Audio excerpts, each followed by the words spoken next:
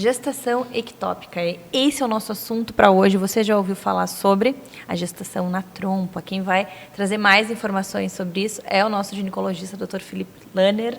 Bem-vindo novamente. Obrigado, Mariana. Prazer estar aqui. Então, prazer é nosso. Doutor, que tipo de gestação é essa? A gestação que acontece dentro da trompa uterina e não no útero? Exatamente. A gestação ectópica é uma gestação que ocorre fora do útero. Ela pode estar em qualquer lugar da pelve da paciente. Às vezes tem gestações embriões que grudam até mesmo na parede abdominal, mas as mais comuns são sim nas trompas. E aí a mulher faz o exame, dá positivo, ela tem um óvulo ali fertilizado que vai crescer, só que está no lugar errado. Exatamente. Então, a paciente normalmente faz o primeiro beta-HCG, esse beta-HCG vem positivo, em geral se repete e ele segue subindo, né? Até o momento que se vai fazer o ultrassom e não se encontra o saco gestacional dentro do útero. E aí a gente tem que começar a pesquisar em que lugar da pelve ele está. E sim, o embrião, ele acaba grudando ali na trompa, muitas vezes por algum processo aderencial, por alguma doença, né, da pelve, uma endometriose, e a partir daquele momento em que ele implanta ali, ele começa a crescer, né? Em alguns casos, ele pode fazer com que a trompa rompa, e aí a gente chama de gestação ectópica rota, que sim, se torna uma urgência, né? É necessário se realizar uma cirurgia o quanto antes, porque esse sangramento pode ser fatal.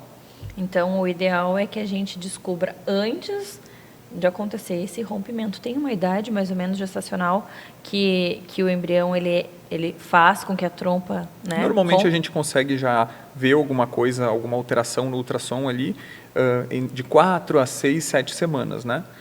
Então, nesse primeiro ultrassom, a partir do momento que tem um beta-HCG positivo, já se pode suspeitar que a gestação não está dentro do útero. E aí, a partir daquele momento, a gente pode tentar ou um tratamento clínico, feito com uma medicação, que tem que ser aplicada no hospital, e um acompanhamento com níveis de beta-HCG que devem cair, e ultrassom, que é aquela massa que está ali naquela trompa tem que reduzir, ou se partir para a cirurgia, dependendo do tamanho dessa gestação, da idade gestacional e também, obviamente, dos sintomas da paciente.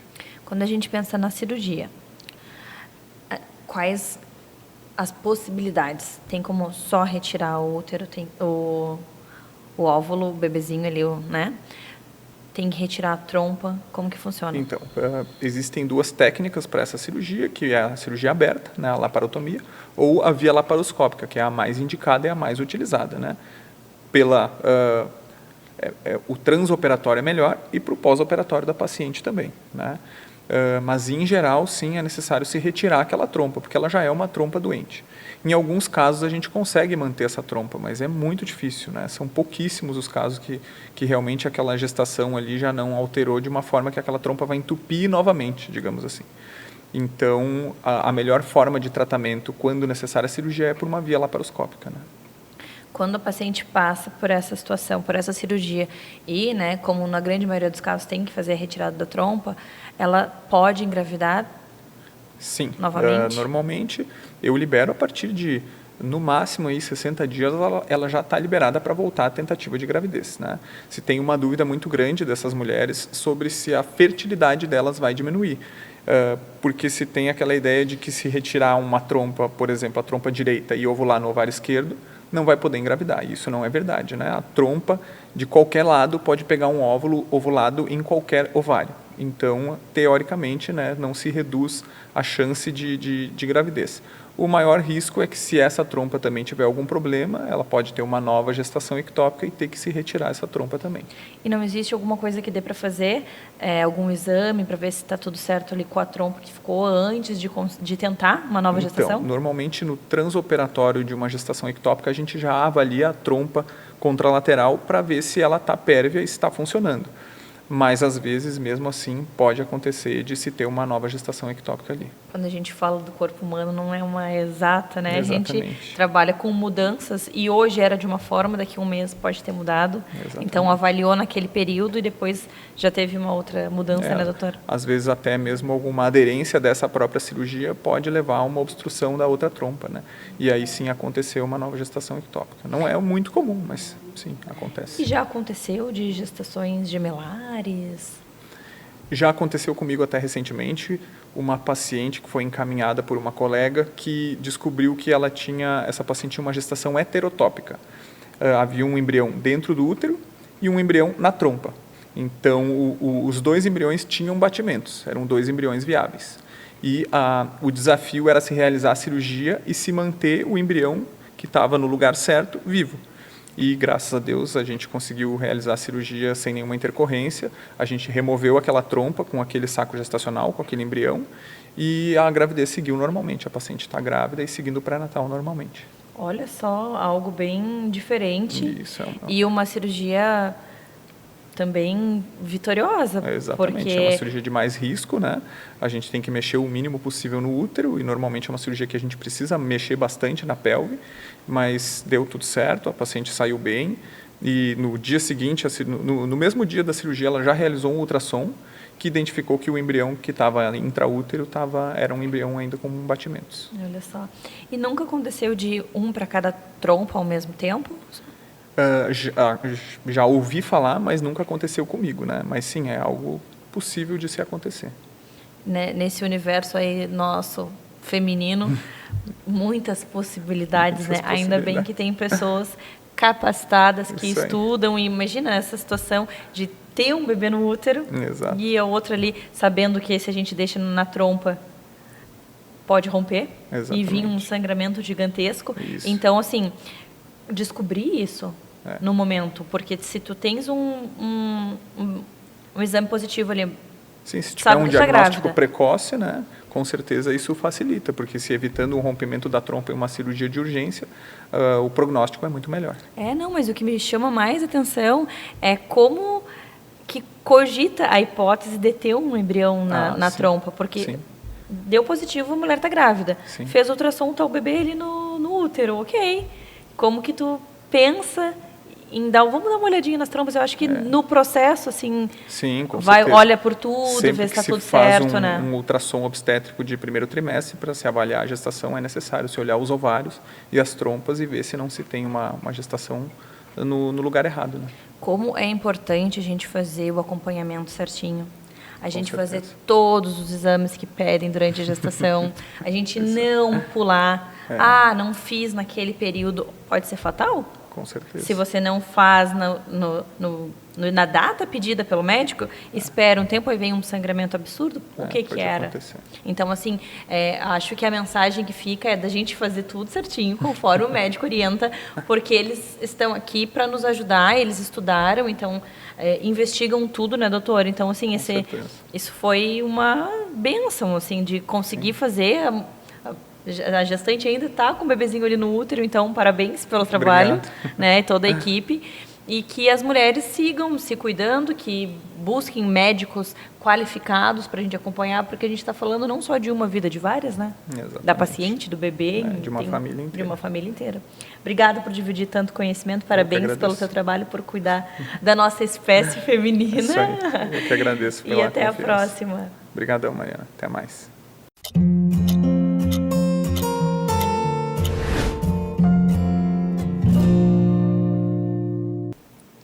Você sabe identificar uma compulsão alimentar?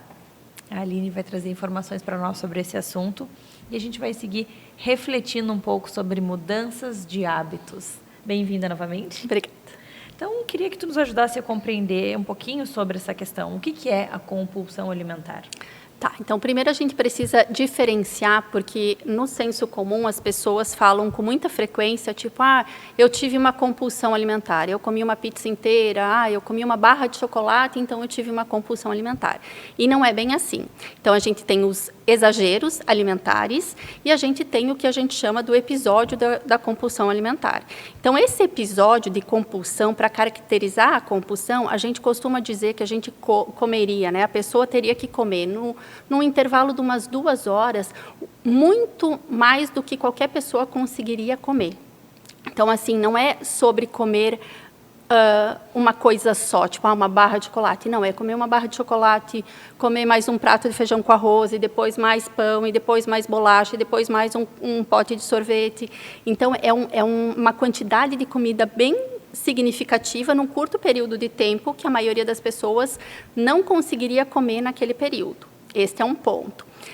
Paralelo a isso, associado a isso, a pessoa tem a sensação de descontrole, então que ela não consegue controlar, ela já percebe que ela não está com fome, que ela já está saciada, mas aquilo é como se ela não tivesse esse filtro, então ela vai comendo mesmo sem fome, com uma sensação de culpa, com uma sensação de vergonha.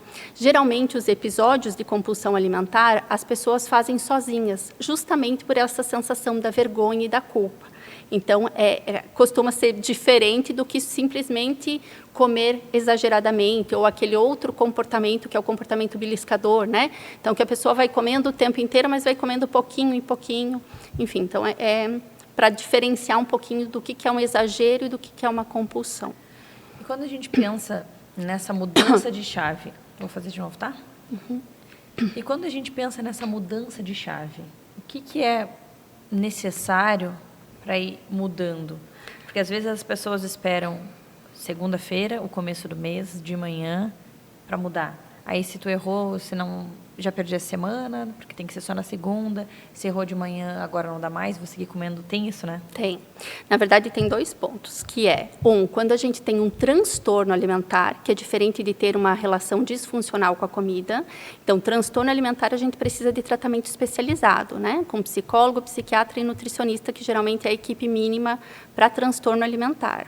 Para esses outros comportamentos disfuncionais da relação com a comida, enfim, a gente precisa também entender o funcionamento. Isso em qualquer, tendo transtorno ou não. Uma das coisas que costuma ajudar é o automonitoramento.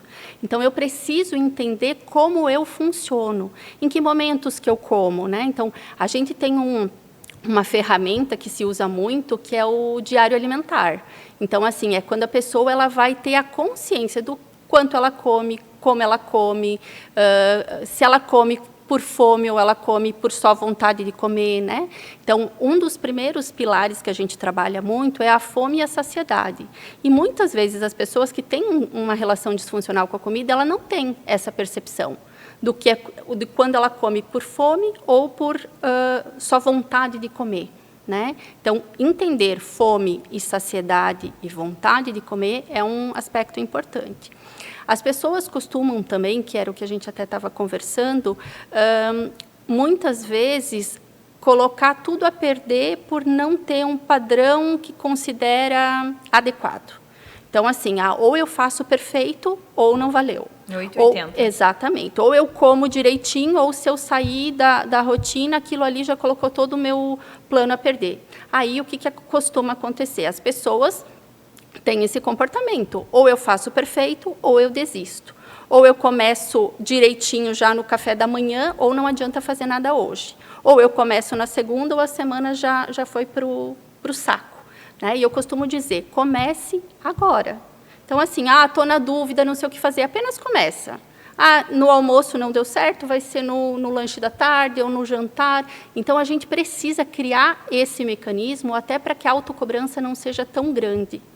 Porque, por exemplo, quando você está com a pia cheia de pratos sujos para lavar, tu vai lavar um prato.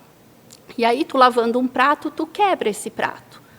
Tu acha que você precisa quebrar todos os outros pratos porque você quebrou um prato? Tem sentido? Tem lógica? Não tem. É a mesma coisa o comportamento. Se eu errei ou se eu não consegui fazer agora, não tem por que eu colocar tudo a perder. Então, eu preciso simplesmente voltar. E trabalhar com essas mudanças de comportamento, mudanças de pensamento, é uma das questões mais importantes para a mudança de comportamento.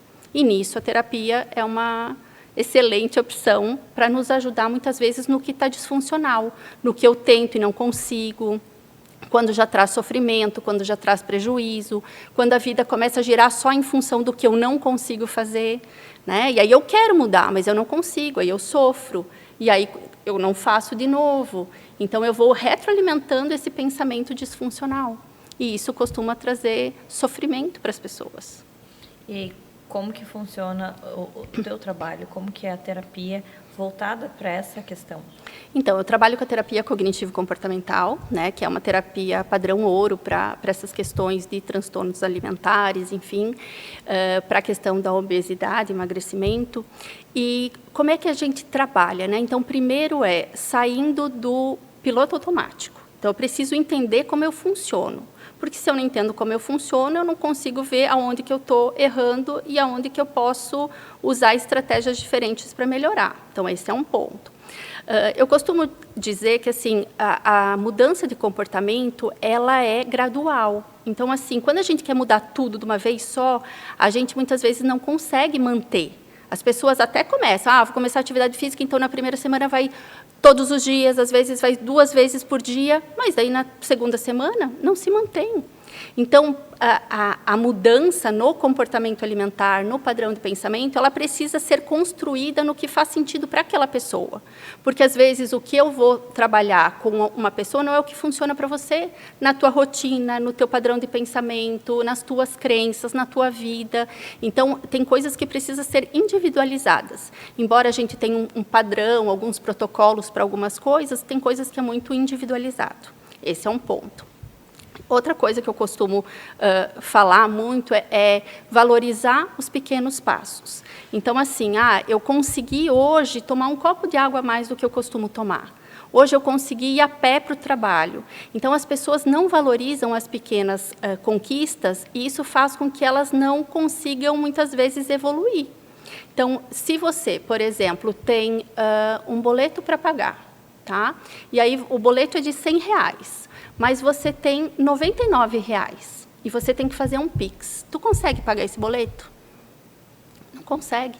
Porque aquele que você não tem ou que você não valorizou, esse ele é importante no processo.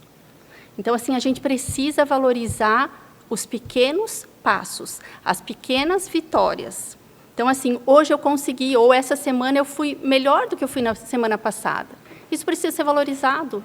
E a gente tem uma tendência a se comparar, a ver que então eu não fiz, então não dá certo mesmo, e a gente entra num padrão de pensamentos disfuncionais que faz com que a gente se mantenha muitas vezes naquele movimento que a gente não quer para a nossa vida. É verdade. Adorei essa reflexão. Quero mais. Daí a gente já vai fazendo terapia aqui, terapia online, minuto, mamãe e bebê, com terapia com a Aline. O que você achou? Obrigada por dividir tanto conhecimento e até uma próxima. Obrigada pelo convite.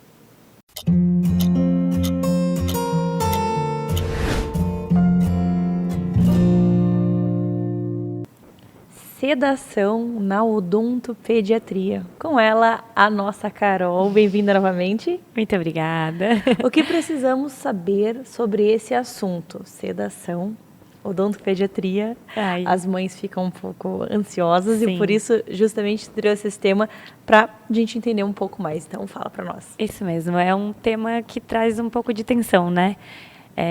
As mães ficam, os pais, enfim, né? Os responsáveis ficam bem receosos com esse tema, mas, na verdade, é mais uma forma que a gente tem de ajudar, né?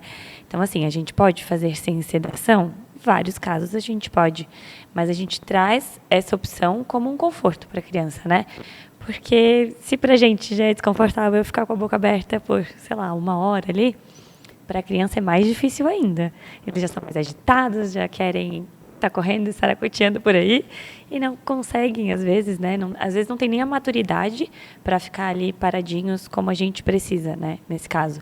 Então, existem alguns tipos de sedação e eu faço várias e sou bastante procurada por isso, né?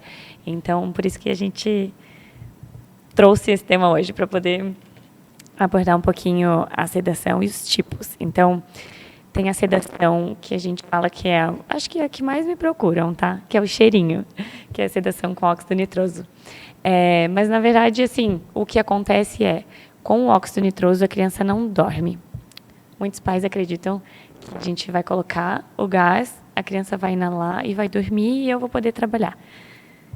Infelizmente, não é assim. Na verdade, é bem bom para alguns tipos de paciente, né, alguns casos, mas eu digo infelizmente porque eu acabo com a expectativa, né, de vários. Então, a criança fica relaxada. Ela está ciente, então ela está consciente de tudo o que está acontecendo à volta dela. Eu converso, eu explico, eu preciso da anestesia local também, mas a criança está relaxada a ponto de conseguir colaborar, sabe? É isso.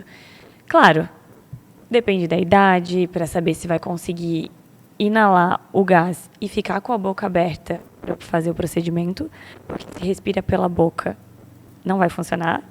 Então, a gente precisa de uma maturidade física, a gente fala que a partir dos 4 anos.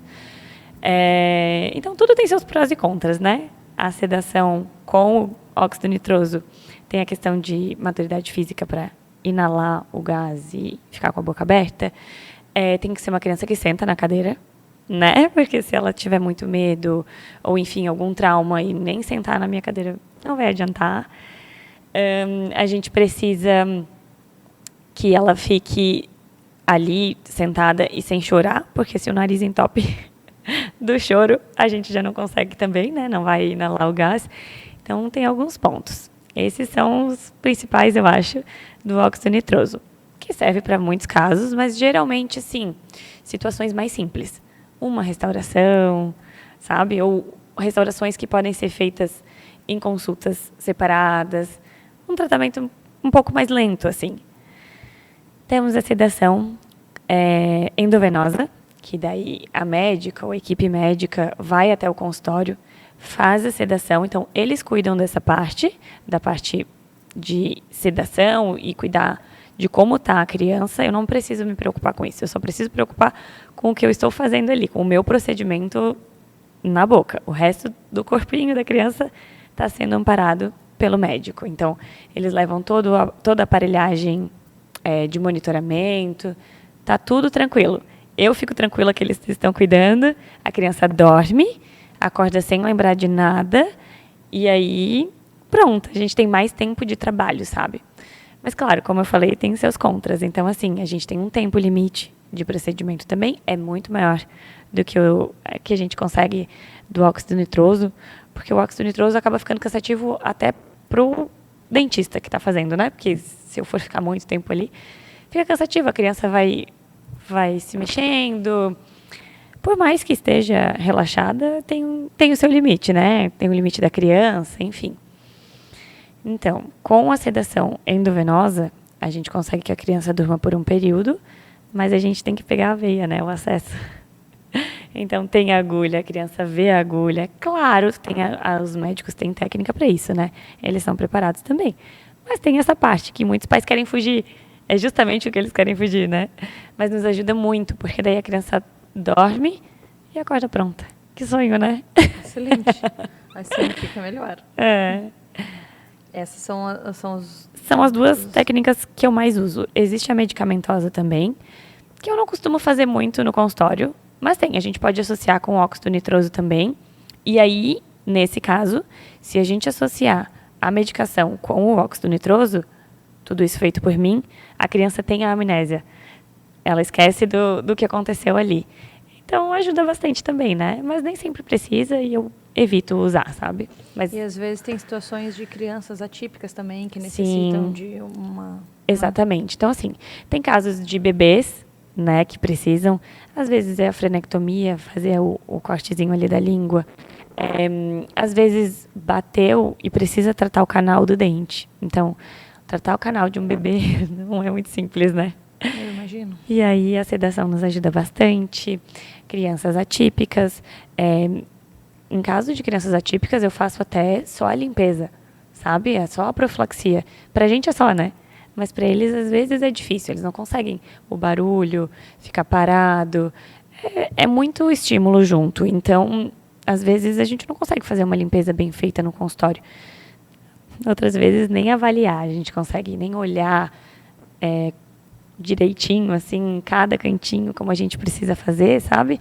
E sabendo que os pais não conseguem fazer uma higiene tão bem feita, a gente precisa estar de olho, né? Olhar cada cantinho, buscar para ver se está tudo em dia e cuidar bem. Então, vai desde limpeza, que é um procedimento que seria simples, canal, restauração, cirurgia. Tem muitos casos que precisam, né?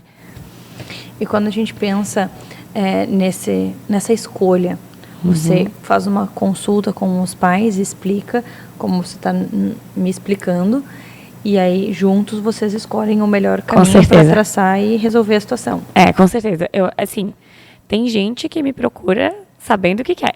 Não, eu quero fazer a endovenosa porque eu quero que meu filho durma.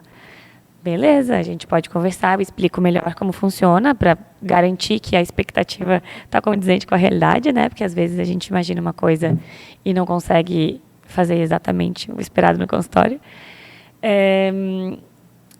E para ver o caso da criança, tem casos que me pedem a sedação e que não precisa de sedação nenhuma. Então, assim, meu filho é muito agitado, ele não vai conseguir. Calma, a gente pode tentar. Eu ainda sou odontopediatra e eu ainda prezo pela tentativa, pelo condicionamento, mostrar o ambiente para a criança e aos pouquinhos. Se a gente tem esse tempo, eu prefiro, sabe? Se não é assim, bateu, fraturou, precisa fazer as pressas. A gente tem calma, tem tranquilidade, tem tempo para isso, então vamos aos poucos. Que às vezes a criança nunca passou por uma consulta. E eles assim, tem várias cáries, eu já prefiro que faça. É uma opção, né? Mas eu sempre converso. Não, então a gente pode pelo menos fazer a primeira consulta, uma limpeza, ver como a criança se comporta, né? Entender qual é o perfil dessa criança no consultório e aí escolher se vai fazer realmente, se vai precisar da endovenosa, se não vai precisar. Juntos a gente escolhe o melhor para a criança. Que legal, Carol. Obrigada por dividir tanto conhecimento, tanto conteúdo de qualidade e até a próxima. Muito obrigada, é um prazer.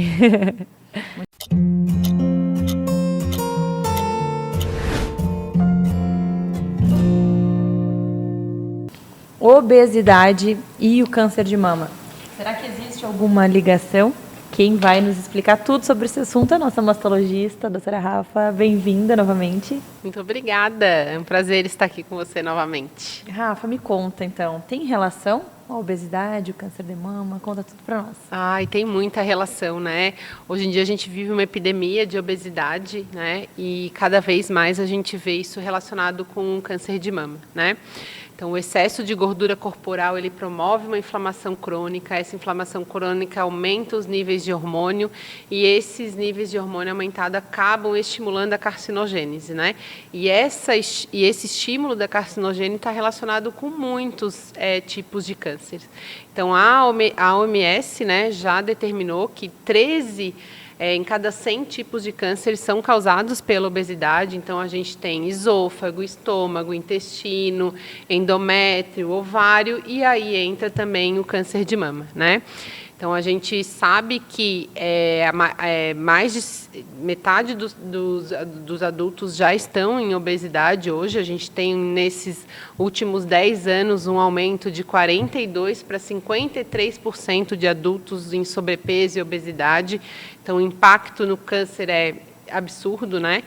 E a gente já vê também níveis tristes, né? Dados tristes de crianças, né?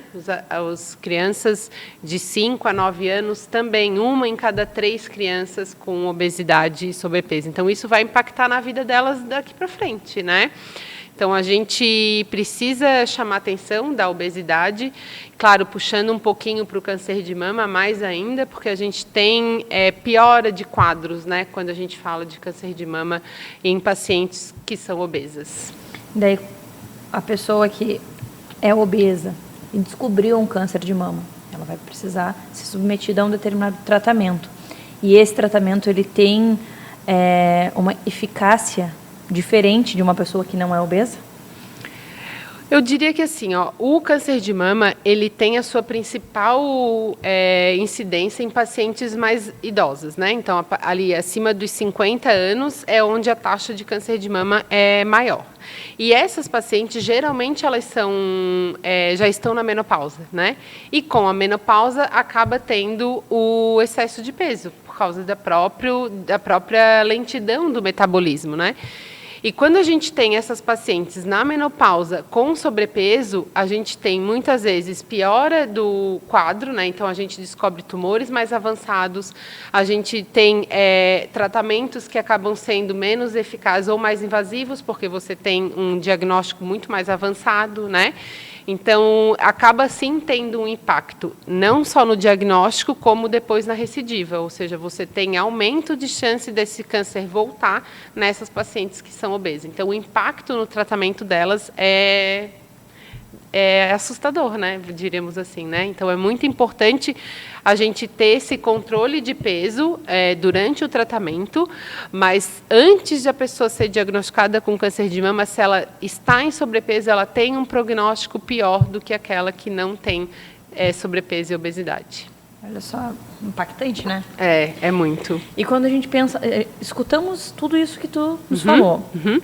Estamos acima do peso, mas não temos nenhum diagnóstico ainda. Dá tempo de reverter esses números? Essa chance que eu tinha com sobrepeso de ter um câncer de mama, agora eu acordei para a vida, coloquei atividade física, cuidando da alimentação, eu consigo reduzir as chances? Consegue muito, né? A gente tem como esses fatores de risco modificáveis, que a gente chama, né? Que é a atividade física, combate ao sedentarismo, uma alimentação saudável. Isso impacta muito no risco de câncer de mama dessa paciente, né? Então, nada é determinado. Então, a partir do momento que você consegue diminuir o seu peso, você tem, sim, uma diminuição do seu risco de ter câncer de mama. Isso já é muito bem estabelecido, né? E não só na questão do câncer de mama, de todas as doenças, né? Obesidade causando aí diabetes, pressão alta e várias outras distúrbios metabólicos que diminuem muito a vida dessa paciente, né? Então, aí a gente está no primeiro mês do ano de 2025. Vamos fazer atividade física, vamos reduzir o peso, né? Porque o impacto é importantíssimo na qualidade de vida. Acho que é excelente começarmos o ano com essa motivação, com esses dados que a doutora trouxe para nós e fazer algo diferente, porque quando a gente não tem o diagnóstico, a gente lutar por algo que só vai nos trazer benefício, que é certo que vai nos trazer benefício, do que ter que lutar quando a gente já tem o diagnóstico, né? Já com aquela incerteza. E eu gosto de usar muito essa história de que difícil, claro que é difícil. É difícil a gente perder peso, mas também é difícil estar no sobrepeso, né? É difícil você não dormir bem, você não ter disposição, você enfrentar uma doença, mas escolha o seu difícil. Escolha o seu difícil, né? Ir para academia todos os dias ou a cada 2 dias, né? Enfim, é difícil também botar isso na rotina, acordar cedo, estar cansada. Mas se você não cuidar do seu corpo, ou cuidar de você, que é a pessoa mais importante da sua vida, né? Quem é que vai cuidar, né? É verdade. E a gente tendo todos esses dados aí sobre o câncer de mama, a gente fala.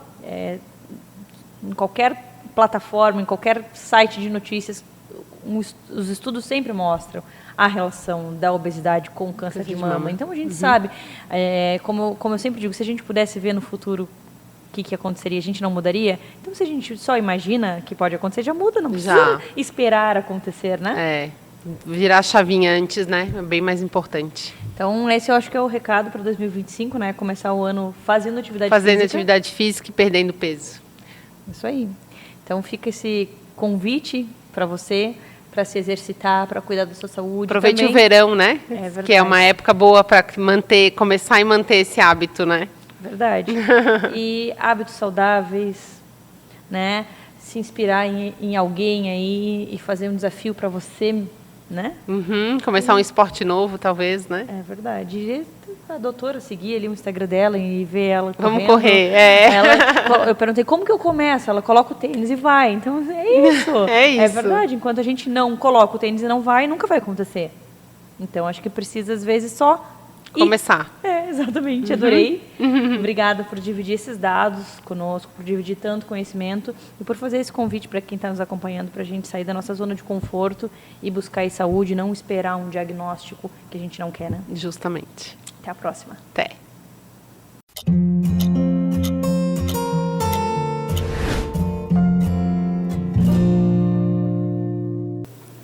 Eu tenho certeza que você já ouviu falar um pouquinho sobre a Clínica Fogaça. Hoje a gente vai falar um pouco mais sobre ela com o gestor da clínica, o Luciano. Bem-vindo novamente. Obrigado pelo convite, Mariana. É sempre uma alegria poder falar sobre o case da Clínica Fogaça, sobre a história, os desafios, hein? Nosso planejamento para 2025. Então, como a gente está finalizando o ano, eu queria que você fizesse um balanço da clínica no ano de 2024. Então, falar um pouquinho sobre os atendimentos, os profissionais que vocês têm lá na clínica e também os planos para o próximo ano.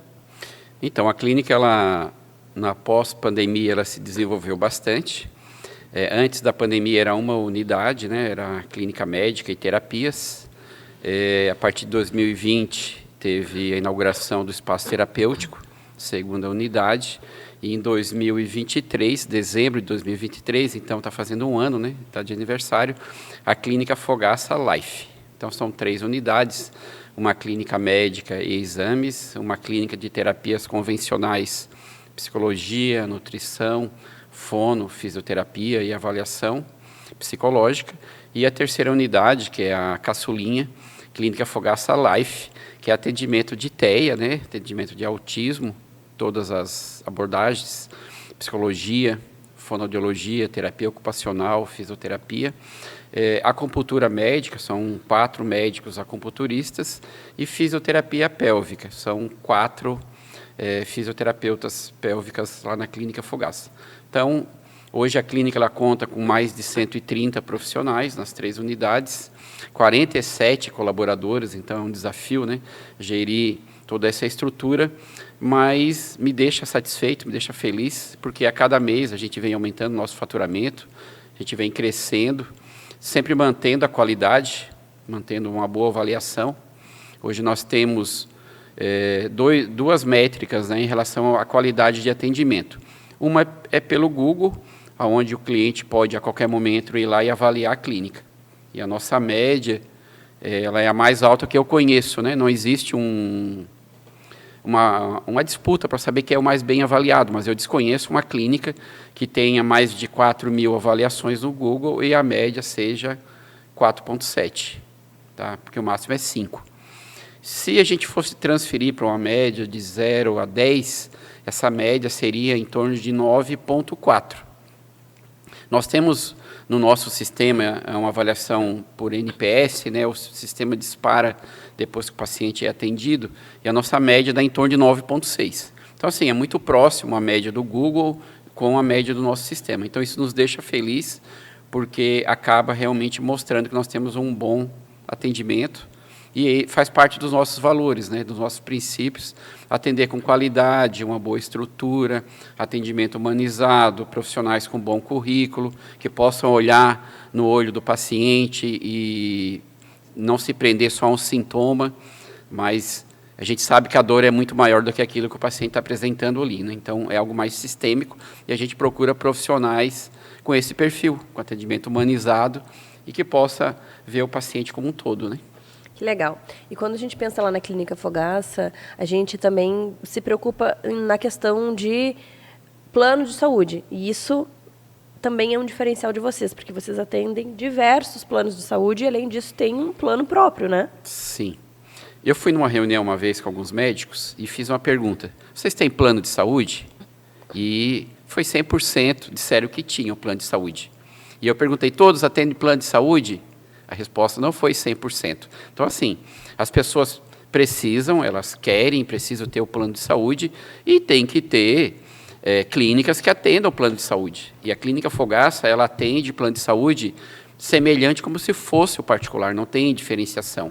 Então, se o paciente liga para a clínica, ele vai ser oferecido o primeiro horário para ele, independente se ele é plano de saúde, se ele é particular, se ele é do clube Fogaça Card, a gente vai oferecer o primeiro e o melhor horário para esse paciente. Hoje nós atendemos 16 planos de saúde, em torno de uns 20 convênios de desconto. O nosso convênio, que é o Fogaça Card, que se transformou num clube, né? Clube Fogaça Card, 9.000 vidas. Então, o nosso desejo é atender bem, independente da porta de entrada, de onde esse paciente está vindo. Se é encaminhado por uma prefeitura, se ele é um paciente particular, se é plano de saúde, o nosso desejo, a nossa missão é atender bem esse paciente. Então, tá aí, eu acho que é a resposta dessa avaliação tão positiva. Porque ter essa possibilidade, porque é uma dificuldade de conseguir horário pelo plano de saúde em diversos locais. Ah, plano de saúde? Ah, não, então só vai ter o ano que vem. Só daqui 5 meses. Ah, no particular a gente tem para amanhã. Então, isso vai deixando o paciente insatisfeito. E quando a gente entra em contato com a Clínica Fogaça, não tem essa distinção. Não. Claro, a gente tem as limitações, né? Essa semana, a Meta estava com problema de conexão. Então, o WhatsApp não estava funcionando, as redes sociais estavam com dificuldade de carregar a imagem. Isso afeta o atendimento. Por quê? Eu uso uma ferramenta que gerencia o WhatsApp. Então, naquele momento, o paciente pode estar querendo contato e não consegue.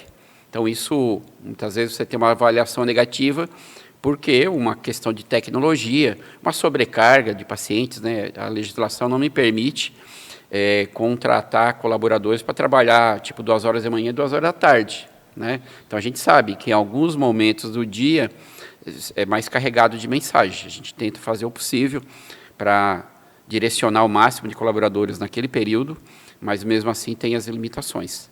Mas, assim, sempre que tem o feedback negativo, tanto eu como gestora, gerente da clínica, uma coordenadora, ela vai entrar em contato com o paciente, vai ouvir o paciente, se for necessário, vai conversar com o médico, com a colaboradora, né, em questão lá da reclamação, e nós vamos tentar melhorar o nosso atendimento, o nosso serviço. Perfeito. E quando a gente agenda um horário, o próprio atendente já explica para qual das clínicas que vai ser direcionado, porque, como você falou, são 3 unidades, né? Então, quando eu vejo a nossa mensagem de confirmação de agendamento, eu fico feliz, porque eu acho ela muito bem organizada, muito bem explicada, com localização, com as orientações para aquele tipo de atendimento. Se esse paciente vai fazer um ultrassom e ele precisa de alguns cuidados especiais, já vai toda a orientação, muito bem explicado, a localização. O que acontece, né? Muitas vezes eu agendo um exame para 10 dias. E lá na confirmação vai o endereço, a localização, né, do mapinha, ela só clicar em cima. Só que no dia que o paciente vai na clínica, ele lembra, eu vou na Fogaça, ele vai lá no Google Maps e bota Clínica Fogaça. E pode acontecer dele ir para o endereço trocado. Isso acontece, não são muitos casos, mas acontece. Mas até o Uber tem nos ajudado, porque eles já estão perguntando, vocês estão indo para onde? Ah, clínica médica, então. Mas a gente tem projetos futuros de ter uma única unidade, concentrar lá um centro de saúde, juntar as terapias, os atendimentos médicos e exames. E isso, até para o trabalho interdisciplinar, vai ser positivo. Então, está dentro do nosso radar para os próximos anos. Eu acho que o continente precisa disso, um grande centro de saúde. E a Clínica Fogaça hoje tem 40 consultórios preenchidos, salas de exame, parte administrativa. Então, a gente precisa aí de um grande espaço e está dentro do nosso projeto aí, futuro, né? Concentrar isso e aí a gente vai passar a não ter mais essa dificuldade de localização, né? O bom é que as unidades são pertinhas. Próximas. E você bem próximo. Você já começou dando spoiler, que esse spoiler é para a próxima gravação. A gente quer saber tudo sobre 2025, sobre novas unidades, sobre uma unidade maior. Isso a gente vai contar para você no próximo vídeo. Obrigada, Luciano, e Obrigado, até a próxima. Até a próxima.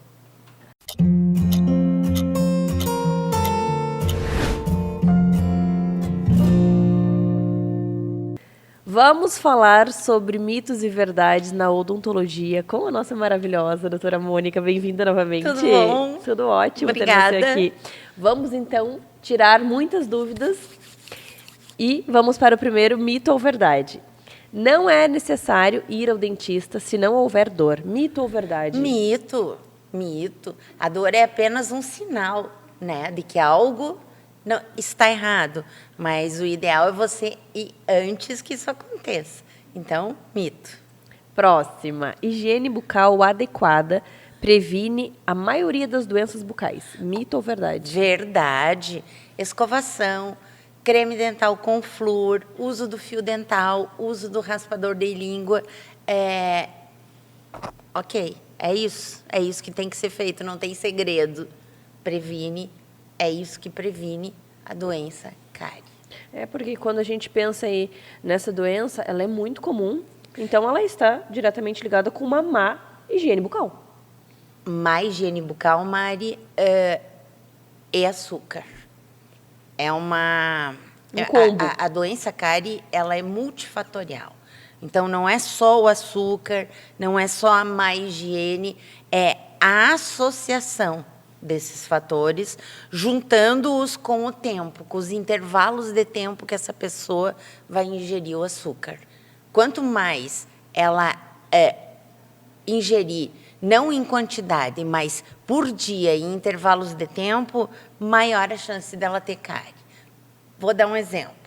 Eu te dei um pacote de bala agora. Se tu quiser comer esse pacote inteiro, ok. Depois tu vai ali, escova os dentes e beleza. Agora, se tu comer uma balinha agora, uma daqui a pouquinho, outra daqui a pouquinho, outra mais tarde, você vai ficar com a boca susceptível à formação dos ácidos e aí você vai ter cárie com mais frequência ou com mais facilidade. Perfeito. Antibiótico causa cárie em criança? Mito ou verdade? Mito. Antibiótico não causa cárie. E isso é uma coisa que a gente ouve muito, né? Principalmente no consultório. As mães chegam e nos relatam, ele está assim porque ele tomou muito antibiótico quando ele era criança. Então, a gente vai olhar se é aqueles dentes destruídos. E as pessoas acham mesmo que é por causa do antibiótico. Mas não, o antibiótico não causa cárie. O que acontece é que, às vezes, uma criança que toma antibiótico em várias fases, vários momentos, é uma criança mais doentinha e tal, então toma um antibiótico, vai dormir, não faz a higienização, o antibiótico, às vezes, é docinho, líquido. Então, o que acontece? A cárie surge, mas não é pelo antibiótico, é pela falta de higiene nesse período que está tomando o antibiótico. Clareamento dental enfraquece os dentes? Mito ou verdade? Mito. Não enfraquece. Se enfraquecesse, eu já estaria sem os meus dentes. Feito pelo dentista, a escolha da técnica, a escolha dos produtos, escolha da marca, escolha da concentração do produto. É uma série de fatores que o dentista vai decidir de acordo com cada paciente. Então, não existe isso. Eu quero comprar uma seringa, eu quero comprar... enfim, qualquer produto vai dar errado, porque existe todo um acompanhamento do dentista nesse processo para que não haja isso que a pergunta nos coloca, se enfraquece os dentes. Então, mito, não enfraquece os dentes. Perfeito. Grávidas podem fazer tratamento odontológico? Mito ou verdade? Verdade. Grávidas podem e devem fazer o acompanhamento odontológico. O que a gente evita é que no segundo trimestre não sejam feitos procedimentos mais invasivos, né?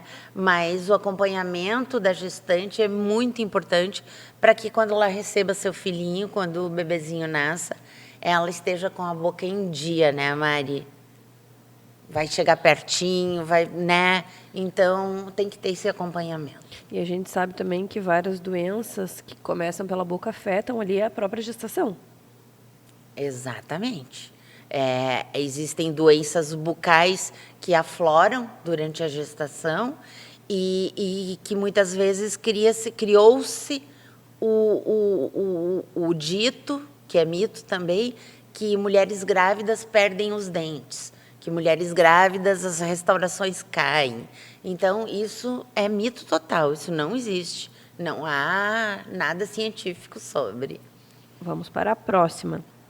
Carvão ativado em pó ou no creme dental clareia os dentes? Mito ou verdade? Mito. Não clareia. O que acontece, Mari, é que são substâncias muito abrasivas que, com o tempo, a pessoa usando rotineiramente acaba fazendo um desgaste nos dentes.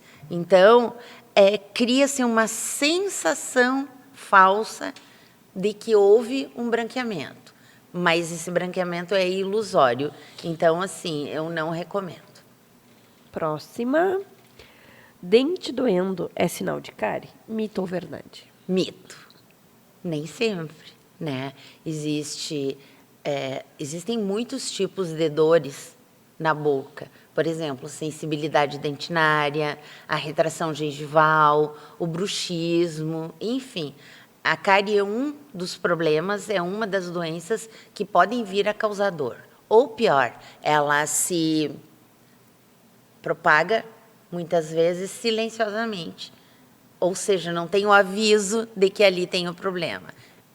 Não é normal a gengiva sangrar durante o uso do fio dental. Mito ou verdade? Não é normal. Não é normal. É verdade, então. O normal é você usar o fio dental, entrar dentro do sulco da gengiva, fazer um movimento correto, retirar o fio, olha o fio e checa para ver se não tem sangue. Se tem sangue, Mari, você tem que procurar o dentista, porque você está desenvolvendo uma gengivite. Ou já está com gengivite, ou pior, uma periodontite, por exemplo. Então, sempre que escovar os dentes, quando você cuspir, olha na espuminha, vê se ela está branquinha, se não houve sinal de sangue, porque não é normal sangrar. Perfeito. Quanto mais creme dental eu uso, mais limpo fica o meu sorriso. Mito bem grande. Não, a quantidade de creme dental é meio grãozinho de arroz quando bebê, depois ele vai crescendo. A gente coloca 1 grãozinho de arroz e depois disso, sucessivamente, para sempre, 1 grão de ervilha. Não é uma... Aquilo Por quê? das propagandas? Não, esquece. Nos Eles ensinaram querem só para vender. vender, para a Não, gente gastar mais? Sim. Os dentes precisam do contato com o flúor que está no creme dental. E isso independe da quantidade que você vai usar. Pode ser só um pouquinho que ele já faz o efeito. Aqui tem outra pergunta. Ó, creme dental com flúor. Sempre. Mito ou verdade? Sempre verdade pura. Creme dental com flúor sempre. Sempre. E acima de 1.100 ppm de flúor. Isso você vai olhar no rótulo da embalagem. Acima de 1.100. Ideal, 1.450. E para a gente finalizar, dentista biológico. O que é isso? Olha, não é nem um mito e nem uma verdade. É uma... Como se diz quando é uma falcatrua. Dentista biológico é algo que inventaram, na minha visão, assim, para ganhar dinheiro. Porque todos nós somos biológicos, todos nós trabalhamos com uma odontologia multidisciplinar. O problema é que essa odontologia biológica, ela é uma farsa. Porque, primeiro, que ela não existe nos nossos conselhos. Essa especialidade não existe dentro da odontologia. E propaga coisas erradas, do tipo não usar flúor, do tipo você tem que remover todas as suas restaurações de amálgama, porque senão você vai ficar intoxicado. Cada dente tem relação com um órgão do corpo. Gente, isso não tem evidência científica nenhuma. Então, assim, odontologia biológica, dentista biológico, é uma piada, não é nem mito. É isso. Muito obrigada por tirar as dúvidas, por trazer informação de qualidade para nós, conhecimento, estudo, que eu acho que é isso que faz a grande diferença, né? Com certeza. Sempre embasado na ciência. Obrigada, meu amor, e até a próxima. Obrigada também.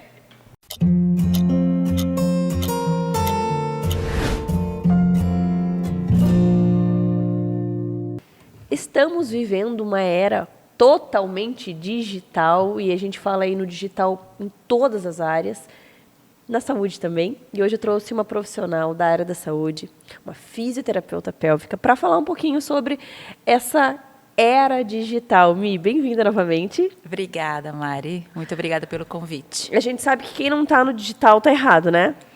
Hoje em dia, né, acho que até a pandemia trouxe muito isso, né? Exatamente. Da gente poder trazer essa possibilidade. Muita gente que não tinha condição de acesso à educação, a formações mais específicas, hoje consegue fazer isso de forma online. Então, a gente se adapta para poder levar a informação para todo mundo. E aí, então, assim, quando a gente pensa no universo digital e na saúde, são possibilidades de profissionais da área da saúde, por exemplo, outros fisioterapeutas, terem acesso a cursos específicos que gostariam de fazer e conciliar junto com a carreira, porque a gente sabe que é difícil, dia a dia, às vezes tu tem contratado no hospital, tem uma carga horária, enfim, atende numa clínica, e não tem um horário X para fazer um curso presencial. Então, assim, tu adquire um curso no digital, online, e tu faz uma capacitação maravilhosa e você tem essa possibilidade, tem esse produto para oferecer. Conta tudo para mim. Então, eu sou docente já há 24 anos, né? Então, com muita experiência de clínica, muita experiência na docência. Então, falando disso, sabendo disso, trazer a possibilidade de fazer formações para tantos fisioterapeutas nesse país. E como tu falou muitas vezes, é difícil deixar a família, é o final de semana, é o momento da folga, é a viagem, é o curso, os gastos são muito grandes. Então, hoje, trazer essa possibilidade de alguém que sempre trabalhou com a educação dentro da fisioterapia e que também tem a prática, né, Mari? Porque, afinal de contas, eu sou fisioterapeuta há 26 anos, atendendo pessoas, pacientes da saúde da mulher, da oncologia. Então, faço isso todos os dias. Então, é unir a prática à teoria e trazer a possibilidade para que a pessoa faça isso de casa. E também ela pode fazer isso quantas vezes ela quiser, porque normalmente nos cursos online o acesso fica disponível por 1 ano, fica disponível por 2 anos. Então a pessoa, estou em dúvida com algum tema que ela conversou, que ela falou, vai lá e assiste, né? Visita, revisita aquilo várias vezes. Então a possibilidade de aprendizado talvez ainda seja maior do que uma forma presencial, porque você vai lá, faz o final de semana com o profissional, você aprendeu, né, você entendeu, mas eu queria assistir aquilo novamente, às vezes não consegue. Então, o digital te traz essa possibilidade. Então, como eu trabalho nessas áreas, saúde da mulher, oncologia, eu tenho buscado diversos temas que são da minha prática diária, trazendo as minhas habilidades para essa plataforma, para esse curso online, para essa possibilidade de formar tantos e tantos profissionais Brasil afora. Mi, que legal. E quando a gente pensa aí nessas possibilidades, nesses cursos, tens mais de um curso, tens e-book? Conta tudo para nós o que tem disponível, onde que a gente encontra, porque eu estou pensando em já fazer o... E assim, falando nisso também, é para profissionais da área da saúde, é só para fisioterapeutas? Me explica melhor. Então, a gente tem uma empresa, né, que eu trabalho junto, que é a Ideal, e nós temos cursos online em determinadas áreas. Então, hoje nós temos 2 grandes produtos, né, que é um curso do Linfotape em maternidade, que é o curso onde o profissional vai aprender como usar o tape na gestação, com todas as disfunções que a gestante pode apresentar. Então, se ela tem uma dor lombar, se ela tem uma disfunção abdominal, se ela tem alguma disfunção nervosa, tudo isso nós podemos usar a bandagem para trabalhar com essa gestante. E também, como a gente observa hoje, muito divulgado e aparece muito nas redes sociais, que é a questão do taping na puérpera, né? Pós-parto imediato, ali nas 24 horas, dessa gestante usar a bandagem. Então, eu ensino também isso no curso online. Então, eu basicamente, como eu sou educadora também dentro da área há muitos anos, eu digo que no curso online eu basicamente pego o aluno pela mão, mesmo que seja no online, para que ele realmente aprenda a usar as bandagens. Então, tem uma formação toda completa de 30 horas, tanto teórica quanto prática, para que a pessoa saiba realmente como utilizar essa bandagem, gestação, parto e pós-parto. E tem um outro grande curso que também está relacionado ao taping no câncer de mama. Como eu sou especialista na área da oncologia, eu também trabalho com isso e resolvi fazer esta forma online para que as pessoas que atendem ser mulheres que tiveram câncer de mama e que tenham edemas, linfedemas, disfunções que aparecem depois da cirurgia, também a possibilidade de aprender isso de forma online. Então, o curso ele é bem extenso, com todas as formações, tanto teóricas relacionadas a essa prática, quanto as aplicações clínicas da bandagem, e aí ela pode trazer isso para o seu consultório, mais uma possibilidade de atendimento, ter acesso durante 1 ano. E para 2025 tem um montão de novidade, né, que eu já tinha conversado contigo um pouquinho e que eu estou super empolgada porque estou trabalhando bastante nisso, que são possibilidades de apresentar e-books, avaliações, né, normas, guidelines, tudo isso para que os fisioterapeutas possam ter mais possibilidades. Então, estou procurando uma possibilidade de estudar mais dentro da área da oncologia pélvica. Então, eu vou te oferecer essa possibilidade com muito material, com muita oferta, para que você possa desenvolver a sua prática. Então, muitas novidades para 2025. Esse final de ano está sendo bem trabalhado para que as pessoas possam ter muitas oportunidades de aprendizado no próximo ano. Que legal, Mi, tu é muito maravilhosa. E quando a gente pensa aí nas aulas, nos cursos online, perdão, vou falar de novo, tá? E quando a gente pensa nos cursos presenciais, eles seguem com uma frequência um pouco menor? Quais são os planos? Os cursos presenciais seguem, né? Porque como toda professora, como toda fisioterapeuta, esse contato com as pessoas é muito gostoso, né? Viajar várias cidades do Brasil, conhecer um monte de fisioterapeuta, todos empenhados, né, em trazer o melhor para suas pacientes. Eu não abro mão disso também. Então, permanecerão os cursos presenciais, né?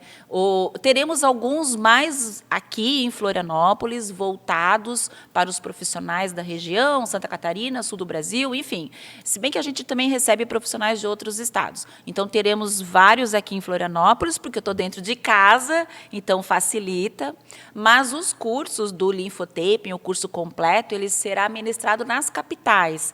Antes eu ia muito para cidades, né, um pouco mais longe, que dificultava, mas quando a gente, né, aqui em Florianópolis, por exemplo, a gente sempre tem essa dificuldade, né, no voo, para aqui, para lá. Então, estou deixando os cursos mais para as capitais. Então, São Paulo, Rio de Janeiro, Belo Horizonte, Brasília, Recife, Fortaleza. Então, esses permanecem nas grandes cidades. Então, cidades mais do interior não haverão cursos presenciais. Mas mantemos a nossa agenda, pelo menos um curso presencial por mês. Então, né, quem não se adapta a essa modalidade online estará no presencial. Que legal, muito obrigada por dividir um pouquinho aí dos cursos, de tudo que tem aí na área da saúde, e até a próxima. Até, obrigada também.